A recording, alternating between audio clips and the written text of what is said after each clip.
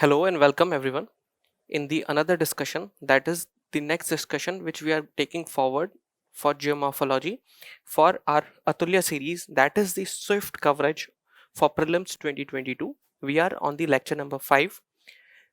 इस लेक्चर में हम लोग डिस्कस करेंगे जियोमॉर्फोलॉजी का एक इम्पॉर्टेंट टॉपिक और करंट के पर्सपेक्टिव से भी एक important topic, that is the topic of volcanism.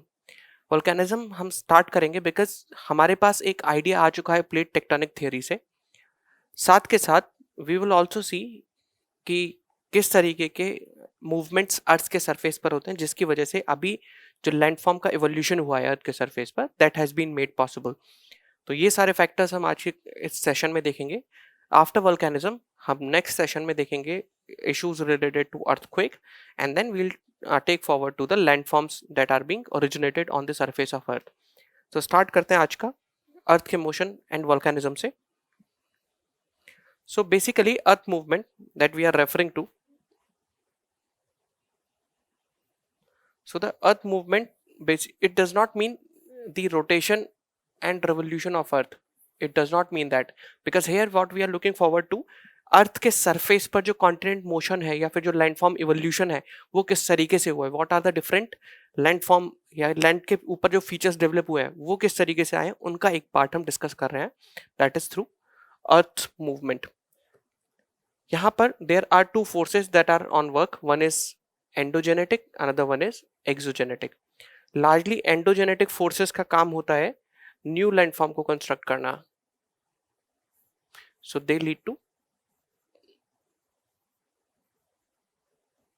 construction. So most of the endogenetic force are taking place to construct something. Exogenetic forces, these are largely responsible for the erosional aspects. So एक distinction आप अपने दिमाग में रख सकते हो।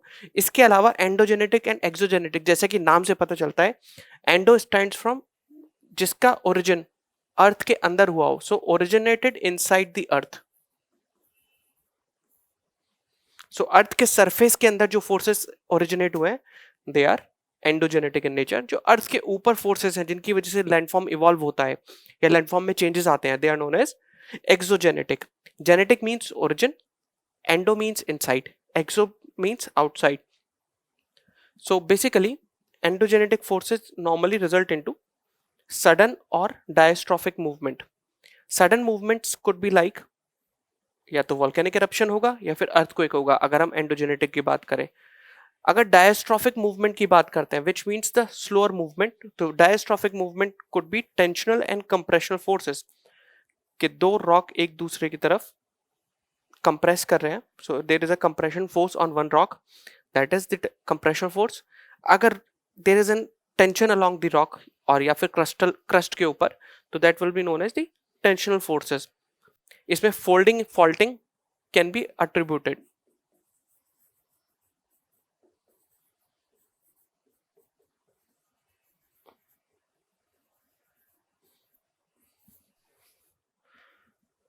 Rift valley जो हमने एक बार बात की थी in the plate tectonic theory also, कि अफ्रीका में there is a great rift valley which is going to get built along the eastern margin of Africa, eastern African rift valley. तो वो किसका रिजल्ट है, that is due to tensional और compressional forces का। Folds can create waves and band like structure on earth surface, और वो जो waves and band like structure बनता है अर्थ के क्रस्ट पे, that is known as the fold. अब बात करते हैं एक्सोजेनेटिक फोर्सेस के कुछ बारे में। तो basically these are responsible due to the factors like atmospheric factors which includes winds. It also includes hydrological factors which includes the flow of river, movement of glaciers. It also includes the biological factors like the impact of human being and other animals on the surface of the earth. So in totality exogenetic factors will result into a process that is known as denudational process. और denudational process का simple सा मतलब ये है that denudational process includes weathering and erosion both, that we have to keep it in our mind. आगे जब हम move करेंगे then we will see in next lectures weathering and erosion को थोड़ा सा डिटेल में, बट अभी तक इतना सिंपल है कि if there is disintegration of rock at one place that is weathering. अगर डिसइंटीग्रेशन के साथ में रॉक के जो डिसइंटीग्रेटेड पार्टिकल है उनका मूवमेंट होता है और वो कहीं और जाके डिपॉजिट होते हैं, then it will be termed as the erosion. So weathering and erosion in totality makes the denudation. आगे मूव करते हैं। I have shown 2 flow chart और स्कीमेटिक्स जिससे आपके दिमाग में रह सके how these processes are engaged into the development of earth's landscape. तो अर्थ के मूवमेंट को हमने डिवाइड करा एंडोजेनेटिक एंड एक्सोजेनेटिक में। Endo we means inside the earth, we know that. It can be further categorize as diastrophic और diastrophism. Diastrophism means sudden, not sudden, it means slow, जो बहुत धीरे धीरे चलते हैं।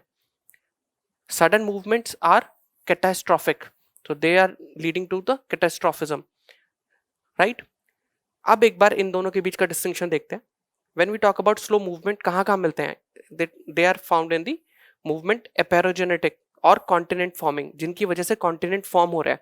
You can remember this term aperogenic. Aperogenic means that they are forming the continents. So continent forming movement आपको देखने को मिलते हैं। What are these forces? They are upward movement और डाउनवर्ड मूवमेंट, कि आपका जो लैंड मास है इट मूव स्लाइटली अप और स्लाइटली डाउन। अगर इस तरीके का हो रहा है what will called the continent forming movement. Another movement is orogenic. Oro stands for mountain, so mountain building movement is known as orogenic. ये किस वजह से होता है? Orogenic largely happen due to 2 types of forces. One is the tensional forces, जहां पे crust के rock को एक दूसरे से पुल अपार्ट किया जा रहा है, या फिर आपकी प्लेट्स एक दूसरे को पुल अपार्ट कर रहे हैं, या फिर they are creating a compressional force जिसकी वजह से क्रस्टल फोल्डिंग हो रही है एंड अ रॉकी स्ट्रक्चर और फोल्डिंग इज हैपनिंग। तो इस वजह से माउंटेन बन रहा है, या फिर टेंशन की वजह से ऐसा कोई प्रोसेस है।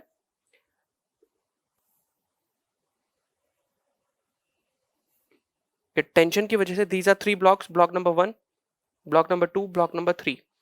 यहां पर देयर इज टेंशनल फोर्स। इस टेंशन की वजह से व्हाट विल हैपन, जो ब्लॉक नंबर 2 है ये थोड़े थोड़े ड्रिफ्ट अपार्ट होंगे, ब्लॉक नंबर 1 एंड 3, और block number 2 will be here. तो यहां पर ये एक हाई राइज स्ट्रक्चर बना देगा और एक डीपर स्ट्रक्चर बन जाएगा। ये आपकी वैली हो जाएगी और ये आपका फॉल्ट माउंटेन स्ट्रक्चर बन जाएगा।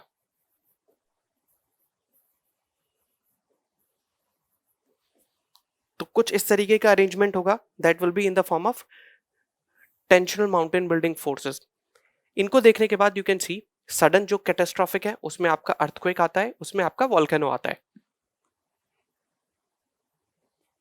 When you move further you look at the exogenetic forces जो बाहर अप्लाई हो रहे हैं अर्थ के लैंडफॉर्म पर, दैट इंक्लूड द वेदरिंग, कि जिसकी वजह से रॉक या फिर अर्थ का अपर पार्ट जो है, क्रस्टल पार्ट जो है, that goes into disintegration, disintegrate होकर छोटे छोटे पार्टिकल्स में कन्वर्ट हो जाती है। तो वो वेदरिंग इन्वॉल्व करती है फिजिकल टाइप ऑफ वेदरिंग, जिसमें आपके due to heat, pressure changes और due to mechanical rubbing it can happen. Chemical, due to chemical reaction, अगर आपके रॉक का पार्टिकल डिसइंटीग्रेट हो रहा है, कुछ पार्टिकल्स आयोनिक नेचर, क्योंकि रॉक में there are so many inorganic compounds, उसमें से कुछ आयोनिक कंपाउंड भी होते हैं जो वाटर के अंदर they get dissolve in the water. तो उस तरीके की केमिकल रिएक्शन हो सकती है, कुछ एसिडिक मीडियम में डिजॉल्व हो जाते हैं। So due to chemical interaction, there may be chemical disintegration of rock. वो क्या कहलाएगी? Chemical weathering. Similar way, biological. Erosion भी कुछ होगा। Erosion कैसे हो सकता है? Due to glaciers, due to river water, waves, wind and underground water, specifically in limestone region. तो आपको erosion देखने को मिलेगा। ये एक चार्ट अपने दिमाग में रखिए। We'll take forward discussion one by one. इनमें से कुछ मेजर टॉपिक्स को हम बहुत डिटेल में देखेंगे, जो प्रोबेबिलिटी के हिसाब से फॉर 2021 प्रीलिम्स एग्जाम आपको उसमें क्वेश्चन देखने के चांसेस ज्यादा रहेंगे। So high probability and hit ratio जिनका रहेगा, we are going to take them in detail. Now exogenetic processes को हमने आप देखा था, weathering, it may be physical, chemical, biological. उनके अंदर रिस्पेक्टिव एग्जाम्पल दिए हैं आपको in this chart. It will be easy for you to segregate in your mind कि फिजिकल क्या है, केमिकल क्या है। जब हम वेदरिंग का पोर्शन देखेंगे we will also refer this chart again. Then mass movement की बात भी होती है। इसमें 2 तरीके से मास मूवमेंट हो सकते हैं, एक स्लो, एक फास्ट। मास मूवमेंट का सिंपल सा मतलब है कि बहुत सारे अर्थ के जो क्रस्ट के ऊपर पार्टिकल है या क्रस्टल पार्ट है वो एक डेब्री के फॉर्म में under the action of gravity fall करता है। कभी कभी स्लो करते हैं, कभी कभी फास्ट करते हैं। जैसे लैंडस्लाइड सडनली आएगी, it will be known as the fast mass movement, क्योंकि बहुत huge mass में what is happening, movement of the rock particle on the surface of earth is happening. इसमें रैपिड होगा तो लैंडस्लाइड जैसा, और स्लो होगा तो क्रीप और सॉलिफ्लेक्शन जैसा. We'll see what are they. Erosion के बारे में हमें पता है, डिपोजिशन के बारे में हमें पता है. अगर कहीं से इरोड होके पार्टिकल आए हैं तो एक पॉइंट से they will be carried up and other point पर वहां पर डिपोजिशन हो जाएगा उनका. सो डिपोजिशन की वजह से भी लैंडफॉर्म बनते हैं. So these exogenetic processes they are basically leading towards the weathering, और डेन्यूट कर देंगे एक पर्टिकुलर पीस ऑफ एरिया को, उसके बाद में कहीं और ले जाकर डिपॉजिट कर देंगे. सो दे डिसइंटीग्रेट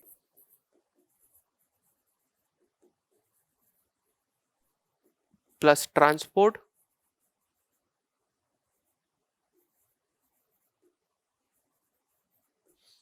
प्लस दे डिपॉजिट. तो ये काम है. जल्दी से इनके बारे में आइडिया होने के बाद now let's move towards the main force which we are going to discuss here, that is the part of the catastrophic forces, not the diastrophic, catastrophic forces, and that too in catastrophic forces is the volcanism. So start करते हैं volcanism को. एक बार देख लेते हैं what is volcanism. So in case of volcanism, it is a movement of heated material from the interior of the earth towards the surface, and that is called the volcanism. और जब हम बात करते हैं what is volcano, तो volcano simply means that it is an vent opening through which heated material, जो heated material बनते हैं और सरफेस की तरफ आने चाहते हैं, what are they, like gases, water, liquid lava and fragments of rock are ejected. तो दोनों के बीच में डिफरेंस है. वोल्केनो इज द स्ट्रक्चर, एक ओपनिंग जिसके थ्रू जो हीटेड मटेरियल है that tend to move outside, और ये जो प्रोसेस है जिसमें हीटेड मटेरियल डेवलप होता है और बाहर निकलने की कोशिश करता है, that is known as the volcanism. अब एक बार before discussing this picture let me see another slide. All right, so let me give you a brief idea about what type of magma is being generated in the process of volcanism. So what we are discussing the process of volcanism.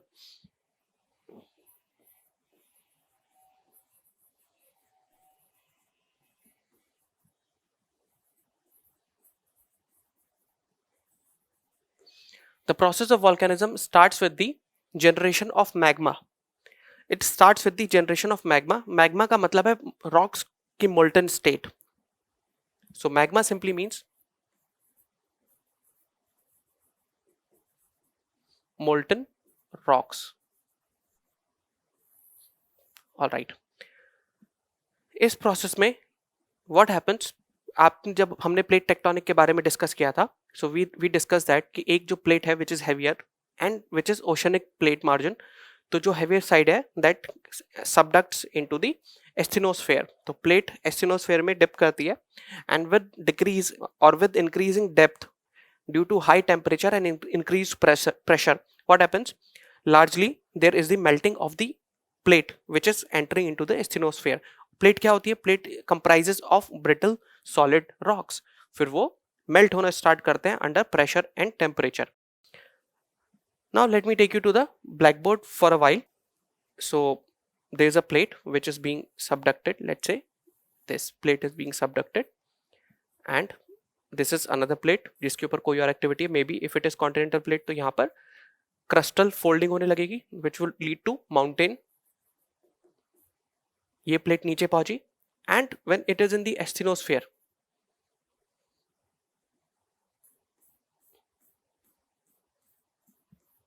this is asthenosphere. I'm using the orange color to highlight that this plate starts to melt down here. तो यहां पर melting start हो गई है.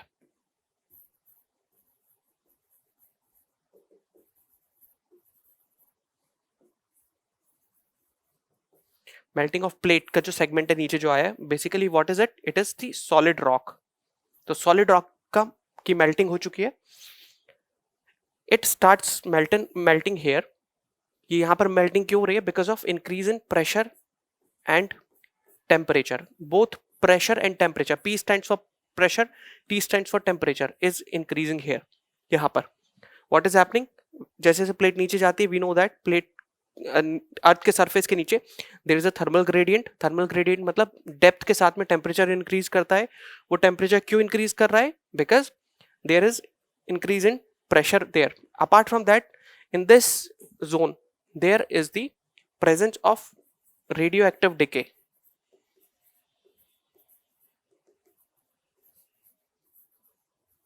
तो radioactive decay की वजह से भी a large amount of energy or heat is being released here.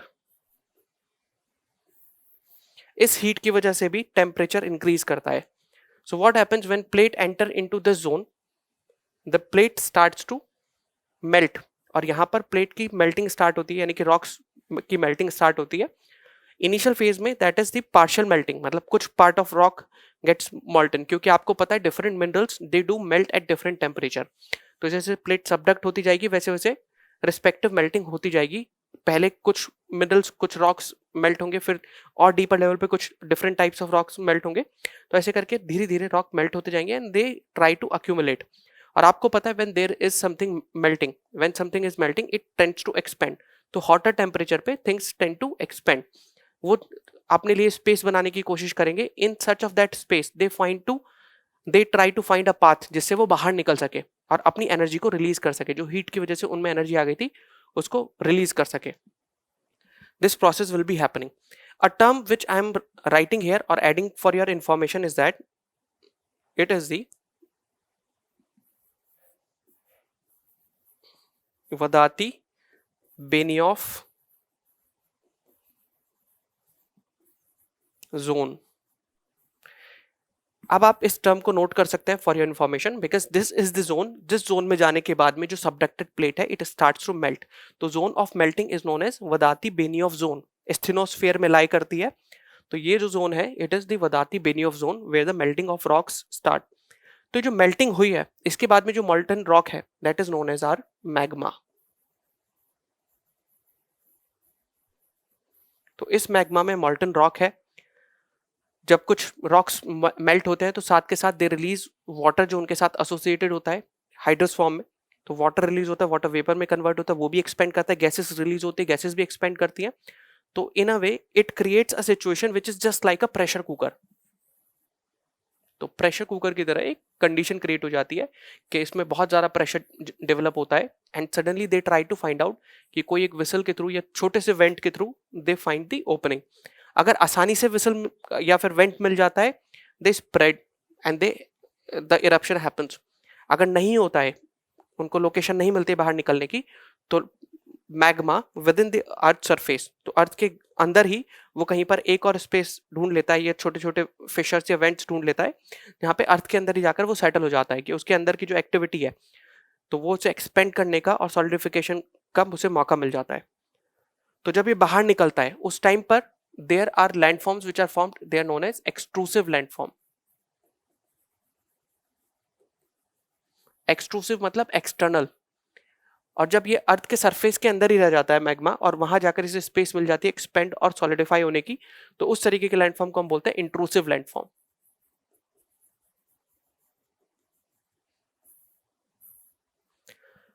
इस मैग्मा को बाहर निकलने के लिए एक रास्ता चाहिए. That way which takes it outwards is known as the vent of the rock, vent of the volcano. So जो volcanic vent है it is the main segment in a volcano. Now this is the process of formation of magma. All right, so let's discuss. Moving back to our slide, एक difference और मैं आपको बताता हूं. whenever we refer to magma, it is the molten state of rocks with inside the earth. जैसे ही अर्थ के surface पर आता है हम मैग्मा नहीं बोलते, we call it the lava. It is the lava that is being called when magma reaches on the surface of earth. All right, so what we are referring here is the magma. So magma में एक important component होता है viscosity. Viscosity मतलब ease with which it flows. तो जितने आसानी से flow करेगा that is the ease. तो basically sorry, viscosity means simply the resistance that is being posed by a fluid to its movement. तो जितना ज्यादा viscous fluid होगा उतने ही वो धीरे धीरे वो flow करेगा. For example, water is less viscous when you compare it with the normal glue. तो जो glue होता है that is more viscous. तो यहाँ पर मैग्मा की एक इंपॉर्टेंट प्रॉपर्टी है that is the viscosity. That means कितने आसानी से फ्लो नहीं कर पा रहा. सो जितनी ज्यादा रेजिस्टेंस होगी उतनी ही कम फ्लूइडिटी होगी. तो it is against the fluidity. So magma when it is viscous it means it spread over easily. when it is fluid it spread over easily. इसको मूवमेंट में आसानी होगी. Similarly when it is very fluid तो it will move out very easily. All right, having seen the blackboard, now we have to look at the property of magma जो कि बहुत important है. That is the viscosity of magma. Viscosity simply means that कि magma को move करने में कितनी resistance मिल रही है. So resistance to the flow of magma is known as the viscosity. Basically it is opposite to fluidity. तो viscosity will depend primarily on the composition of magma और उसका temperature क्या है. अब किसकी कॉम्पोजिशन पे डिपेंड करेगा? Composition of silica that is SiO2. So it is silicon oxide. So silica की कंटेंट पर इट विल डिपेंड. अगर सिलिका कंटेंट ज्यादा होता है so viscosity will be higher. So if we refer कि viscosity is directly proportional to silica content, ये एक point आप अपने दिमाग में रख सकते हो. जिस मैग्मा में जितना ज्यादा सिलिका होगा उसमें उतनी ज्यादा विस्कोसिटी होगी, मतलब उसके फ्लो को रेजिस्टेंस उतनी ज्यादा मिलेगी, यानी कि वो उतना ही गाढ़ा होगा. That is the one thing. Then lower temperature के मैग्मा में हाई विस्कोसिटी होती है और हायर टेम्परेचर मैग्मा के साथ विस्कोसिटी डिक्रीज करती है. सो टेम्परेचर के सेंस में अगर हम देखें तो टेम्परेचर एंड विस्कोसिटी का इनवर्स रिलेशनशिप है. If I am writing viscosity as VIS तो टेम्परेचर और विस्कोसिटी का एक इनवर्स रिलेशनशिप है. Now based upon these factors, composition and the viscosity, we have got three types of magma. One is basaltic, another one is andesitic, another one is rhyolitic. basalt से जो rock बनता है that is known as basalt. basaltic से andesitic से andesite that is granitic type of rock. rhyolitic से rhyolite rock बनते हैं. Alright, chemical composition में अगर हम देखें तो सिलिका रिमेन्स मेजर एलिमेंट, जिसके बेसिस पर आप डिस्टिंक्शन करेंगे. यहां से यहां तक सिलिका कॉम्पोजिशन इंक्रीज कर रही है. सो basalt has low level of silica and rhyolite has high level of silica. It is 65 to 75% silica. बाकी सब composition almost similar है. Major differentiating factor is the silica. सबसे कम basalt type में है और सबसे ज्यादा rhyolitic type में है. That we have to keep in our mind. Another thing, temperature आप देखो यहाँ पर basalt type के जो magma होता है उसका temperature is the highest और rhyolitic में temperature is the lowest. Viscosity अब देखते हैं तो viscosity is highest where? In rhyolitic. Gas content सबसे ज्यादा कहाँ है? rhyolitic. तो विस्कोसिटी और गैस कंटेंट ऑलमोस्ट सिमिलर है. अगर हाई विस्कोसिटी है तो गैस कंटेंट ज्यादा होंगे, लो विस्कोसिटी है तो गैस कंटेंट कम होंगे. बट विस्कोसिटी एंड टेम्परेचर का रिलेशनशिप इनवर्स है. इसीलिए जो हाई विस्कस यहाँ पर आपको मैग्मा मिल रहा है दैट इज rhyolitic, उस मैग्मा में जो टेम्परेचर है that is the lowest of all. आपको ये तीन नाम याद रखना है, basaltic, andesitic, rhyolitic. और बस ये याद रखना है what are the two differentiating factors. One is the presence of silica content. Number two is the temperature that they own. These are the two differentiating factors. Now types of volcanic eruption is another thing. Before that I'll take you to the slide backward and we'll discuss this figure so that you have certain idea. एक volcano कुछ ऐसा दिखाई देता है. इसमें main जो entry है जिससे मैग्मा बाहर आएगा that is known as the vent. जब ये मैग्मा बाहर आता है अर्थ के सरफेस पे स्प्रेड करता है, सॉलिडिफाई होता है तो एक रॉक की लेयर जनरेट कर देता है. इसी तरीके से वी फाइंड कि कैसे कैसे मैग्मा बाहर आता है वेंट के थ्रू. अगर उसे मैग्मा को बाहर आने में बिल्कुल डिफिकल्टी नहीं मिली then it will be like a fissure volcano, कि पहले से ही वहां पर गैप्स मौजूद थे अर्थ के सरफेस पर कि वो क्रस्ट के थ्रू पास होता हुआ ऊपर सरफेस तक आ जाता है. That is known as the fissure volcano. तो यहाँ पर जेंटल बेसाल्टिक स्लोप बन जाता है फिशर टाइप में. तो मैग्मा बाहर आता है और एक लावा की लेयर क्रिएट कर देता है जो सॉलिडिफाई होने के बाद इग्नियस रॉक बनाती है. That is one thing. Similarly जब एक जेंटल स्लोप बनता है यहाँ पर और एक शील्ड की तरह स्प्रेड कर जाता है मैग्मा और बहुत ज्यादा रेजिस्टेंस नहीं मिलती वेंट के थ्रू जब मैग्मा ऊपर आ रहा होता है, then we call it the shield volcano. Shield volcano में क्या है, शील्ड की तरह स्प्रेड कर जाएगा क्योंकि यहाँ पर बहुत ज्यादा रेजिस्टेंस नहीं मिलती। डोम वॉल्केनो में क्या है, आपका जो मैग्मा है, मैग्मा क्रिएट्स अ स्लोप। जब ये लावा बनता है, लावा बन के ऊपर पहुंचता है तो स्लोप बनता है और बीच में एक सेंट्रल वेंट है जिसके थ्रू ये आसानी से आता है। तो यहाँ पर स्टीप कॉन्वेक्स स्लोप बनता है और जो लावा है यहाँ पर it is thick. Lava thick है मतलब लावा की विस्कोसिटी हाई है, इट मींस हाई।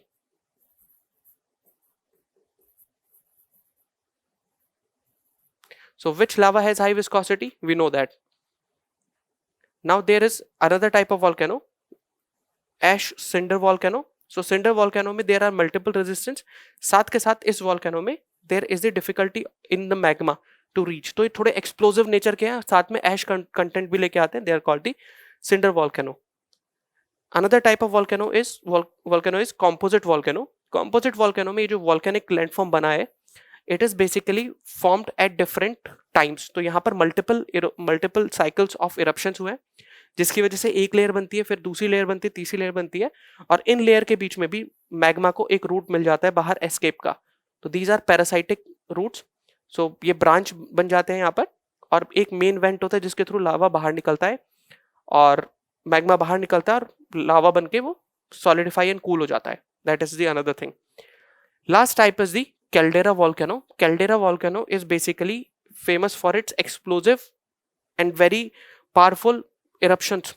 यहाँ पर क्या होता है कि इसके इरप्शन इतना वास्ट और इतना पावरफुल होता है कि जो ओपनिंग है इसकी, जो अर्थ के सरफेस पर वेंट बनाए, ये उस वेंट को ही डिसरप्ट कर देता है और वहां पर एक बहुत बड़ा सा गड्ढा बना देगा या क्रेटर बना देगा. सो इट अ क्रेटर और कैल्डेरा इज फॉर्म्ड. तो पुरानी कोन जो बनी थी वॉल्केनो की वो खुद खराब हो जाएगी और मैग्मा सरफेस के ऊपर आता है and then again it solidifies. It comes in the form of lava, solidify होता है, फिर दोबारा इरप्शन होगा तो एक कैल्डेरा और एक्सपेंड कर जाएगी.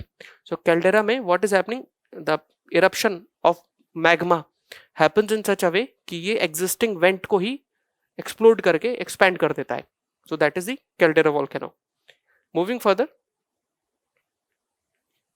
now the types of volcanic eruption. One is the Hawaiian type of volcano, eruptions of low viscosity. और low viscosity में the magma is basaltic in nature. यहाँ पर गैस डिस्चार्ज एग्जिस्ट करता है और उस गैस की वजह से, हॉट गैसेस की वजह से फायर भी हवा में लग जाती है. सो it is like a fire fountain that also comes up. लगभग 1 किलोमीटर की ऊंचाई तक this impact of this eruption can happen. Or Hawaiian type of volcanic eruptions, these are comparatively silent, these are non-explosive in nature और बहुत ही कम amount पे pyroclastic material मिलता है. Pyroclastic material is the fast ejaculated material or erupted material from the volcano. These are very hot solid particles and they also have presence of gases as well. These are the pyroclastic material. Next type of volcano is the Strombolian eruption. आप इनकी type को एक बार सुनते चले so that you will be able to match, because UPSC इस particular segment पर they can give you the match the following type of answer or question. So here volcanic eruption में जो lava है that will be basaltic in nature which is less fluid in nature. और अगर Hawaiian से भी compare करते हैं तो हवाईयन से भी कम यहाँ पर इसमें फ्लूइडिटी होगी एंड कॉन्सिक्वेंटली जो इरप्शन है वो कॉमन है and it has a large amount of material that is being ejaculated or erupted in this particular eruption. So Stromboli island जो which is in the Italy in the Mediterranean region, वहां पर आपको ये volcano मिलता है. So Sicily is the portion जहां पर आपको Strombolian type of volcano मिलता है. Then next is Vulcanian type of eruption. In this type of eruption the lava surface solidifies rapidly. Reason being because there is highly viscous material. तो जो लावा का surface है अंदर से भले ही ठंडा ना हो बट जो ऊपर की लेयर है वो जल्दी से सॉलिडिफाई हो जाती है ठंडी होकर और फिर अल्टीमेटली ये जो नीचे आके जो लावा की क्रस्ट है उसमें प्रेशर जनरेट करती है. So there are multiple series of violent eruptions that happen due to the explosion. That is the vulcanian type of eruption. यहाँ पर आपको ऐश भी बाहर निकलती दिखाई देगी and this ash moves here and there under the impact of wind. Next is the Pelian type of eruption. Pelean lava जो होता है वो it is extremely viscous, so it is extremely viscous. और यहाँ पर कुछ ग्लोइंग क्लाउड जहां पर काइंड ऑफ फायर और लाइट टाइप का दिखाई पड़ता है उस क्लाउड में, और उस क्लाउड का बेसिक नाम है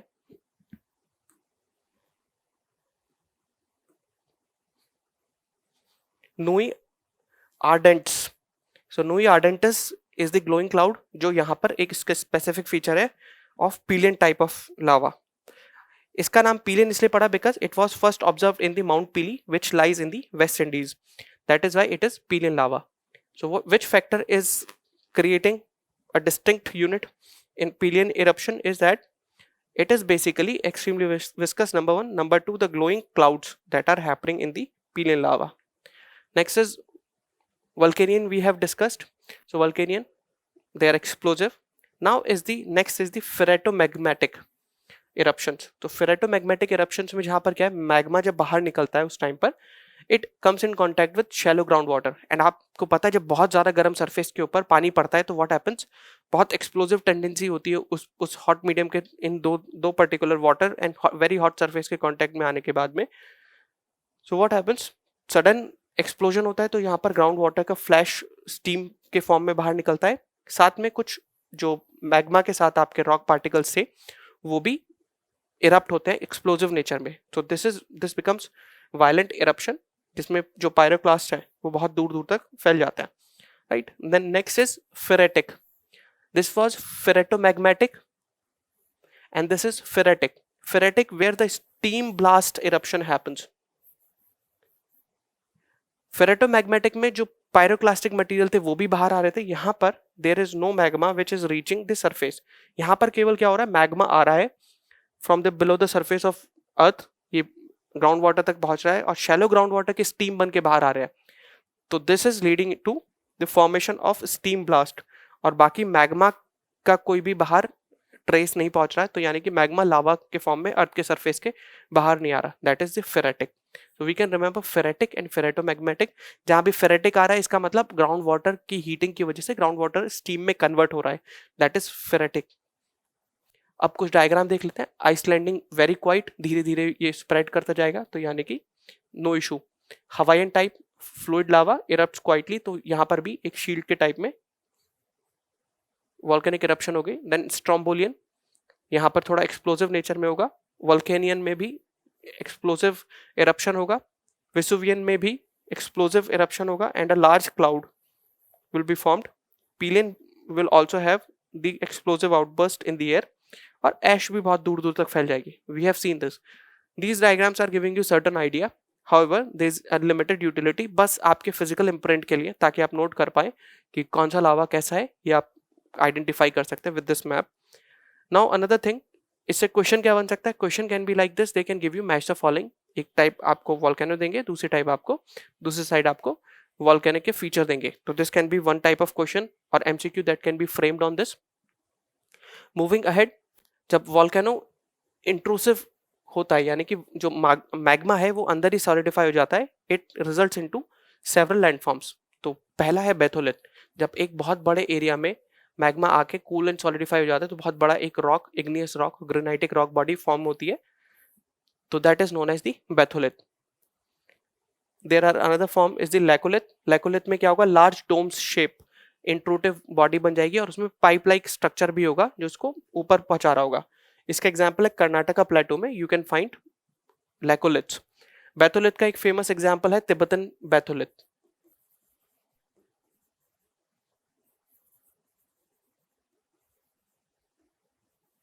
तिब्बतन बैथोलिथ आपको कहां मिलता है, तिब्बतन प्लेटो के नीचे। Lopolith is like a lava, जब लावा ऊपर मूव करता है तो it takes a saucer shape, तो that is the horizontal saucer shape is known as the lopolith. Phacolith is like a, जब एक wavy mass of intrusive rock बाहर आता है, so it forms like this type of structure.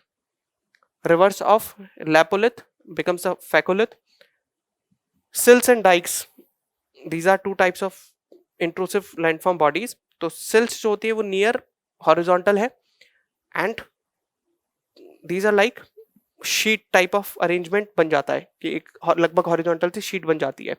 वो curved नहीं है, wavy नहीं है, they are like horizontal sheet. Dikes are like perpendicular vent, perpendicular pipe सा बन जाता है, दैट इज द वाइक. अब डाइक, अब इसको एक बार इमेज में देखते हैं on the next page.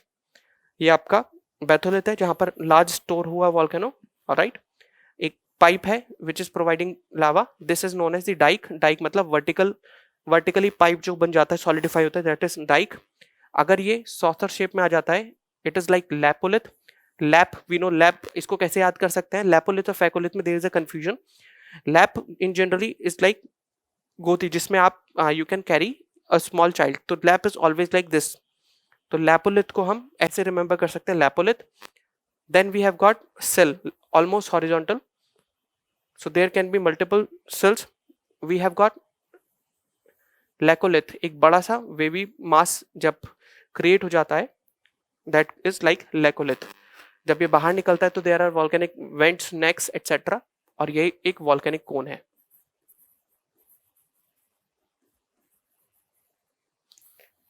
So these are the landforms associated with volcano.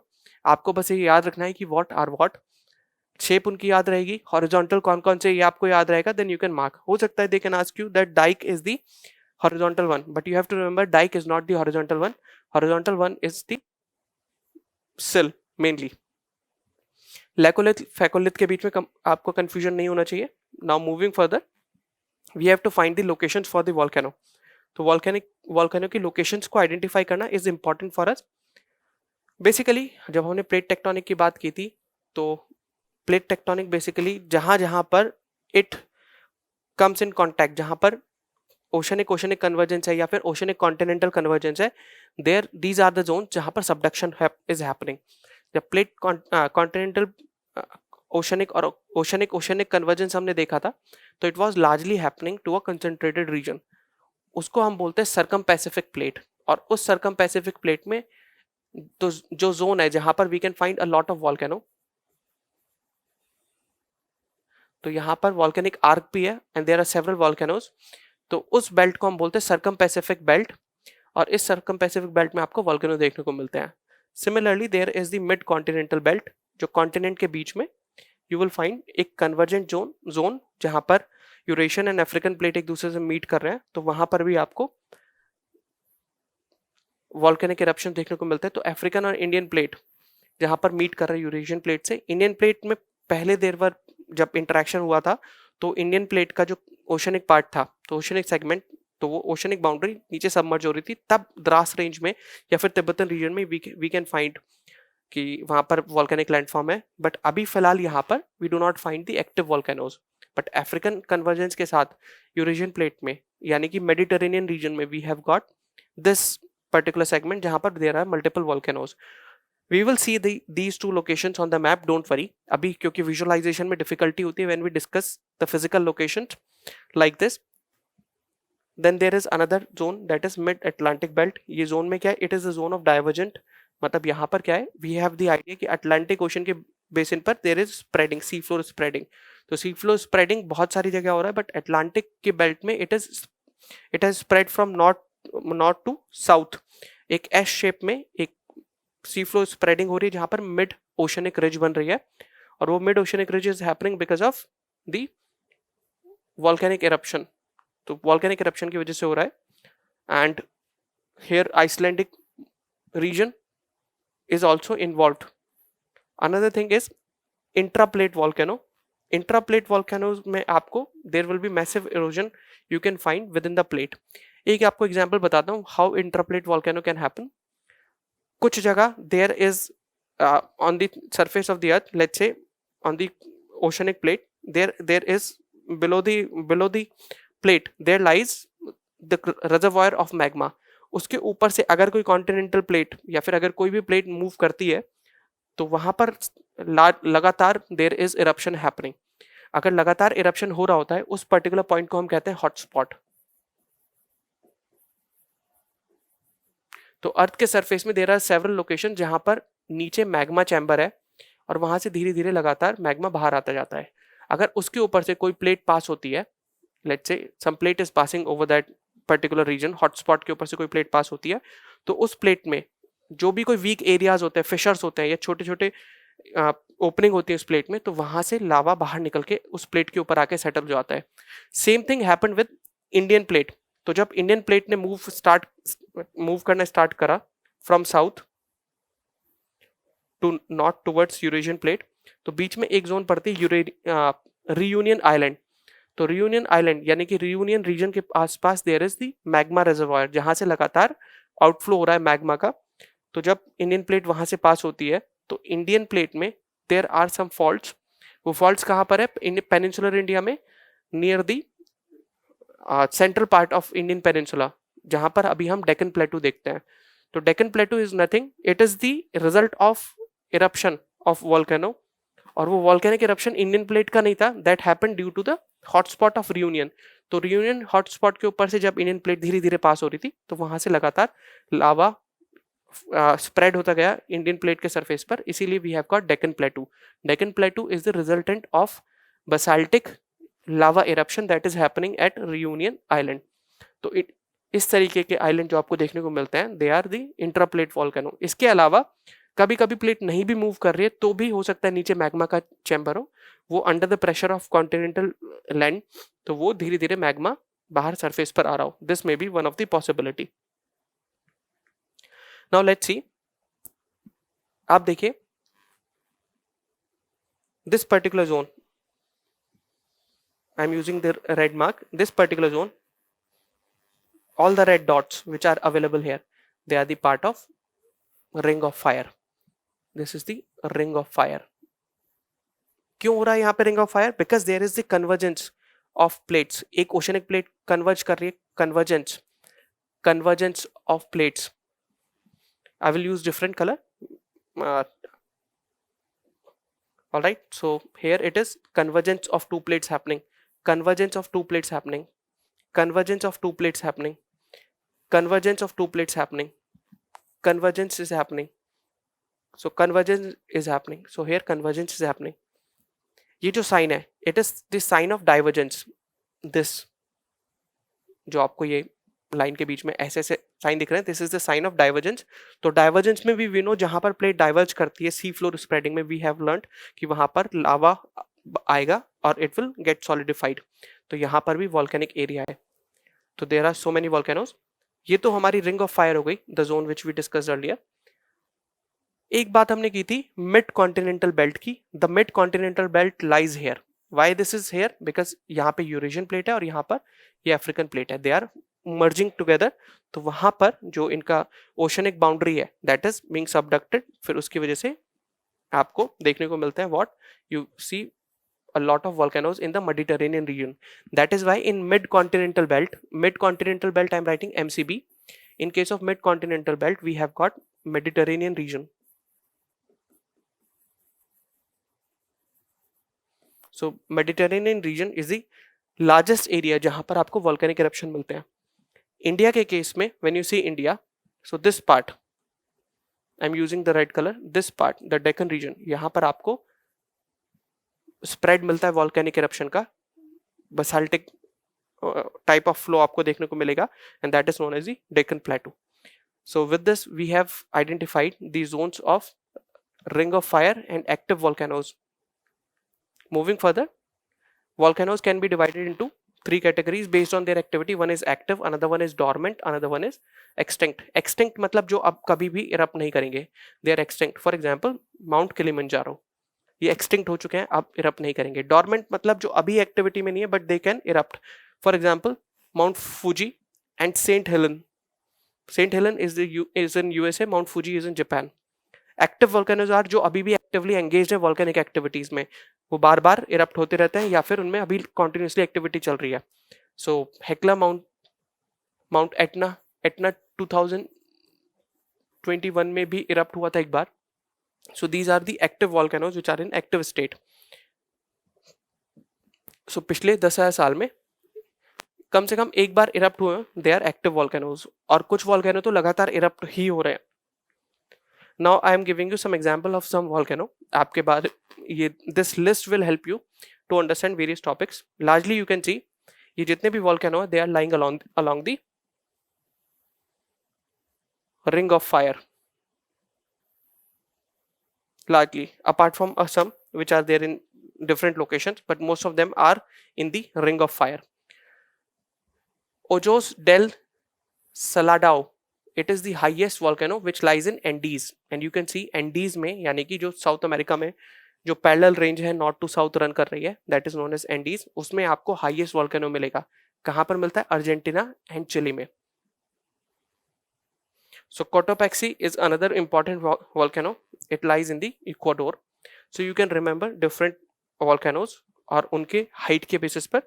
So this is one of the important volcano with respect to height, right? Sangay volcano, it also erupted in the year 2021.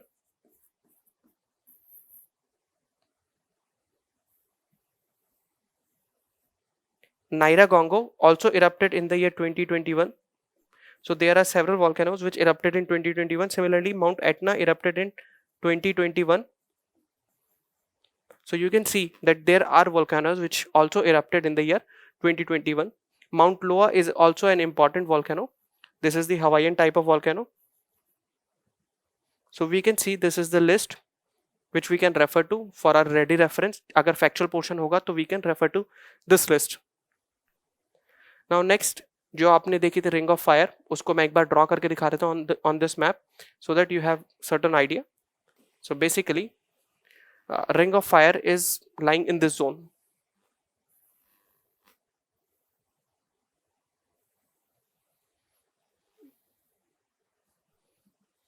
यहां से जाकर it is all happening this way and here we have got ring of fire. यहाँ पर Hawaiian island है clubbed. यहाँ पर आपको Atlantic की मिड ओशनिक रिज मिलेगी which is also divergent area. ये यहाँ पर आपकी अफ्रीकन वैली है जो डाइवर्जेंट की वजह से यहाँ पर वॉल्केनो मिल रहा है. तो near Congo is the volcano in the African rift valley. इसका रिलेशनशिप कन्वर्जेंस की वजह से नहीं है, इसका रिलेशनशिप किस वजह से है? Due to divergence. Mediterranean region में we have got the mid continental belt. India में अभी एक्टिव वॉल्केनो नहीं है, but this region had earlier volcanic eruptions. कब वॉल्केनिक इरप्शंस थी? जब देयर वाज ओशनिक मार्जिन. जब यहाँ पे टीथिस सी क्लोज हो रहा था तो जो वॉल्केनिक इरप्शन थी that was happening here. It was a part of mid continental belt. So these are the major locations.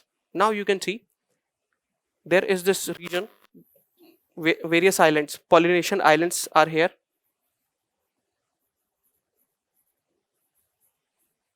यहाँ पर there are several eruptions of volcanic activities are happening.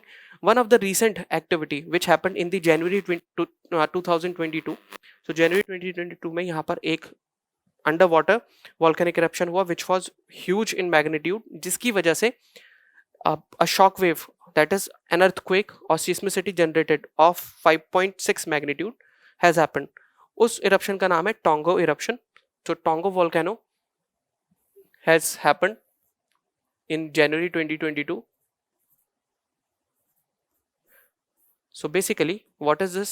So it is an underwater volcano जो कि south Pacific में burst हुआ.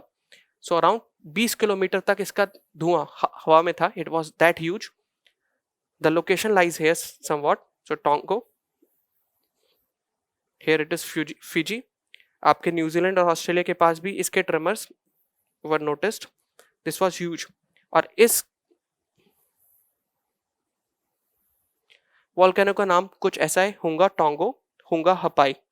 सो this was the eruption which is being well noticed, or it is due to this eruption there was huge cloud of gases was there in the atmosphere. तो volcano की वजह से atmospheric pollution भी होता है. apart from that volcano की वजह से there is a possibility of a phenomena जहाँ पर local level पर there may be cooling down of the temperature. cooling down क्यों होता है? because there is a spread of dense layer of gases may happen. It can lead to volcanic winters. मतलब वहां पर इतनी डेंस लेयर होगी कि उसके से सनलाइट पेनिट्रेट नहीं कर पाएगी. So due to low sunlight और इंसोलेशन एट द सरफेस, तो वहां पर temperatures may go down. So this is the Tonga volcano. Now you can look at the location. इस पर्टिकुलर एरिया के बारे में we can have certain idea कि कहाँ पर लोकेटेड है, इसके क्या क्या इशूज है, that we can look forward. So with the perspective of a volcano, these are the major things which we wanted to discuss. So encompassing the current affairs related to volcano, we have discussed the basic concept of volcano, and we can hope कि volcano, क्योंकि पिछले 2 साल में there has been a lot of activity on volcano, so there may be a question on volcano. So with this we wind up our today's session. Thank you very much.